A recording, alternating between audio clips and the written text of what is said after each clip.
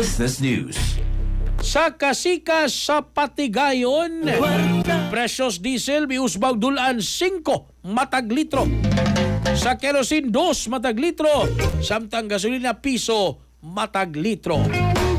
Si Katrobang Cristel Joy Felerca sa report.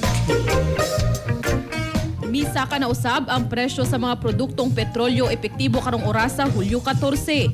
Gianunsyo sa Shell Pilipinas nga misaka og piso kada litro ang gasolina, 4.60 pesos kada litro ang diesel ug 2.30 pesos kada litro ang kerosene. Matod sa Department of Energy nga ang pagsaka sa presyo sa lana sa kalibutan sunod sa tensyon tali sa US, Israel ug Iran nga mo'y usa sa mga hinungdan sa pagsaka sa inflation sa Pilipinas sukad niadtong buwan sa Marso. Bisan pa og nakasinati na og normal sa pagbiyahe sa mga oil tanker sa Strait of Hormuz, giingon sa mga analista nga mahimo pang mulabay ang pipila ka bulan una mobalik sa naandang level ang presyo sa gasolina ug uban pang produktong petrolyo.